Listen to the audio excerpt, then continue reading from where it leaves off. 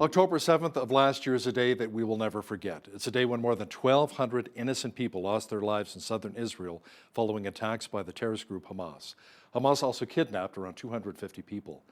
Brian Lilley is a reporter, columnist for the Toronto Sun, and a regular on our news program right here at Bridge City News. And he joins us now for a special Q&A from Tel Aviv, Israel. Brian, welcome back to our program. And what's the purpose of your trip there? Just coming here with colleagues from Post Media. I'm here with my editor-in-chief, Adrian Batra, some colleagues from National Post, Rob Roberts, who's the editor-in-chief of the National Post, Terry Glavin, columnist with the National Post. And, trip, we're not with a lobby group, but, trip put together with the help of some Jewish Canadians who are concerned and wanted us to talk to people. And they've put together it's a very interesting itinerary because we're not talking to people from just one side. We are talking to people in the IDF, from lowest ranks to the highest ranks, talking to people across the political spectrum in Israel, talking to family members of hostages, touring, as we'll talk about in a moment, some of the communities that were attacked on October 7th, talking to tomorrow it'll be with a man who is a Druze Israeli, which is a smaller religious sect.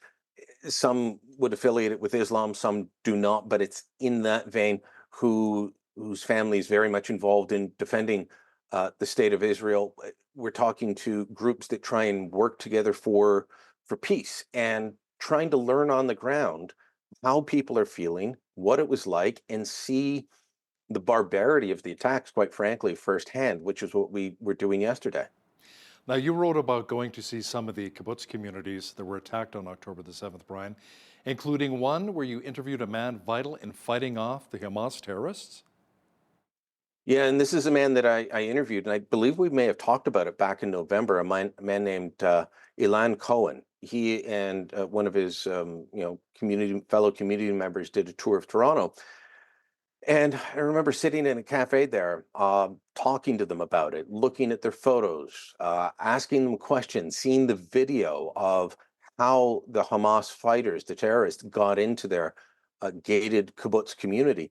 And, and then here I am 3 months later on the ground with them, looking at what he had told me. And, you can look at the videos, you can look at the photos, you can hear the stories. It's not the same as being there. It's not the same as walking the ground where these things happen.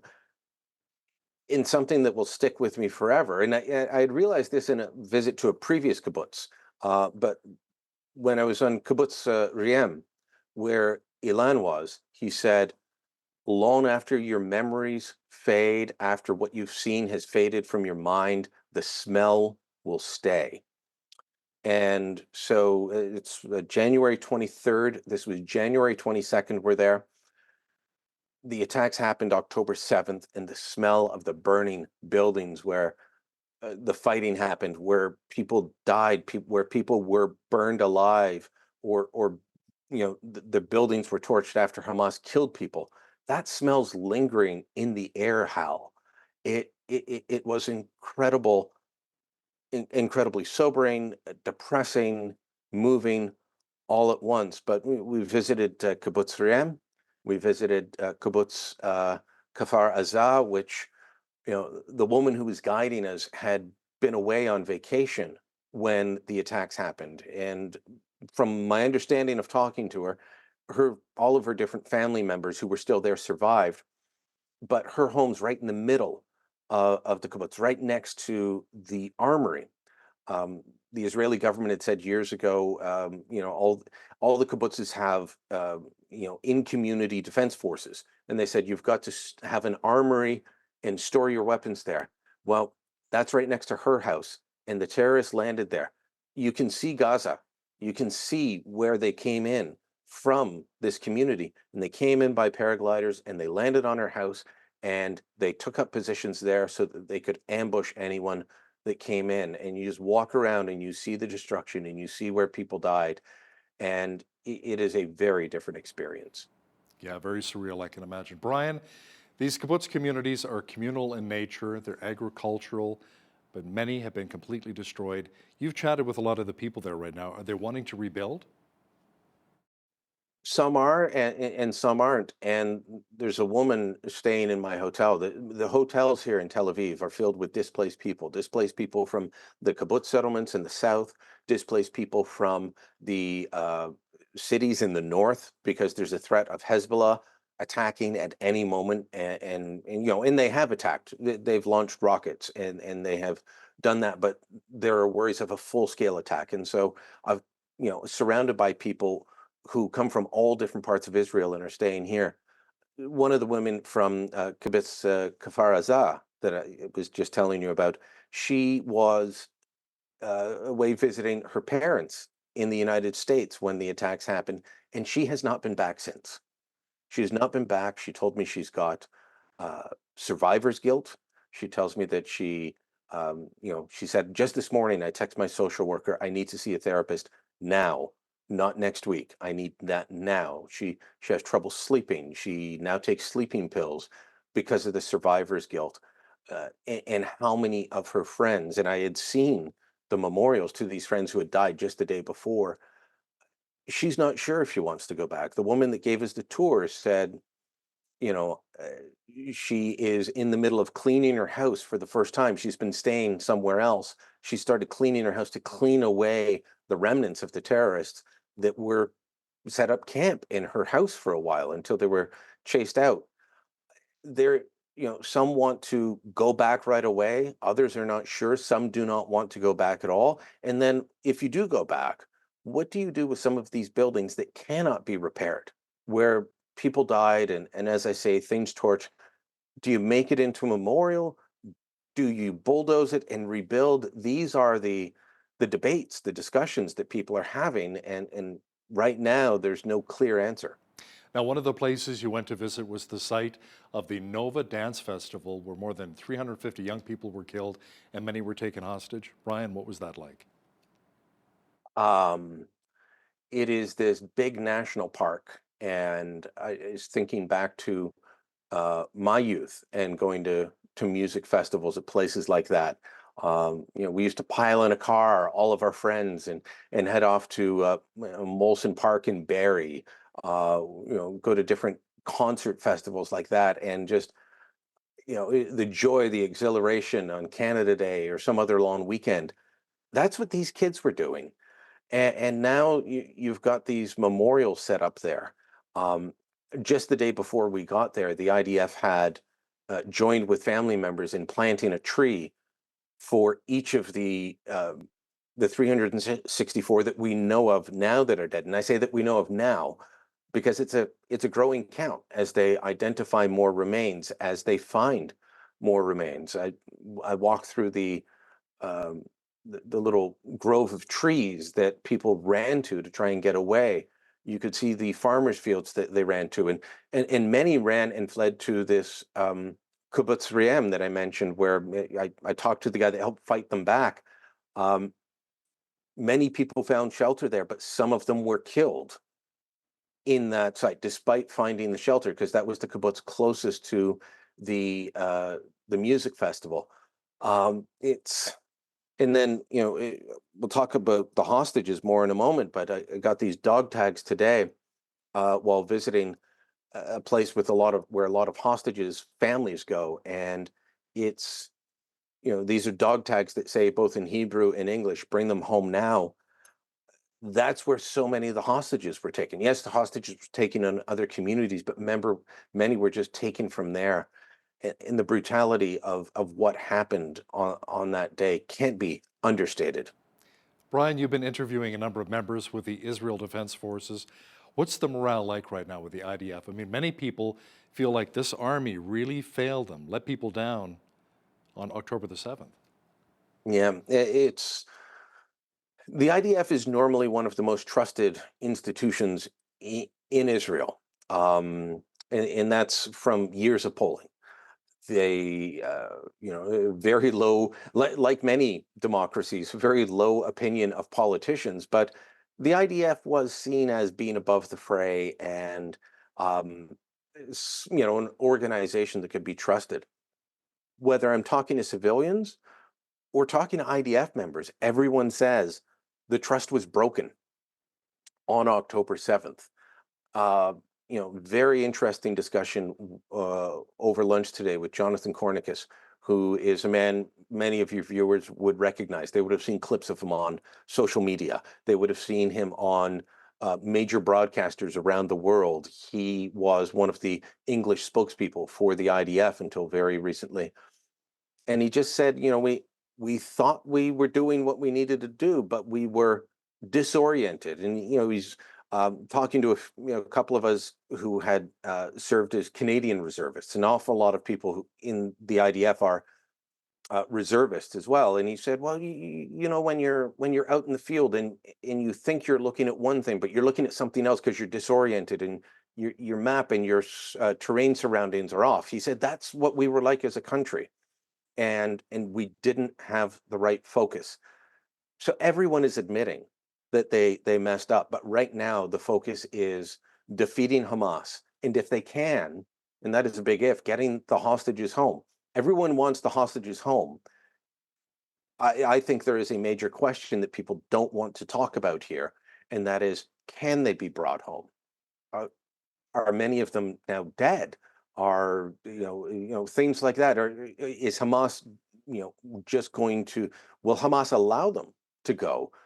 I think that's a major question, and that's kind of one of the things that I'm sensing is that it's under the surface, but people do not want to talk about that.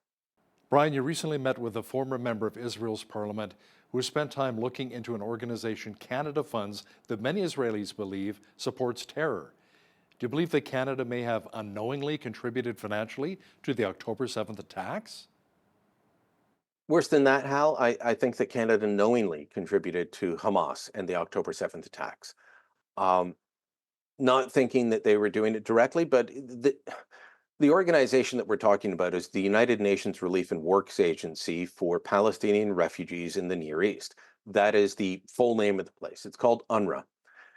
In 2010, the Harper government withdrew funding from UNRWA because of their close ties with Hamas.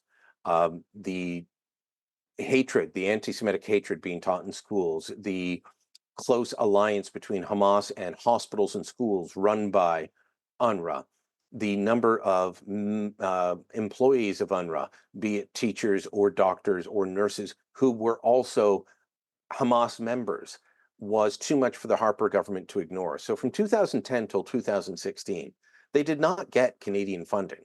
They were, if for a long time had been seen as, well, it's the United Nations, we'll give them money, it's how we'll help Palestinian refugees.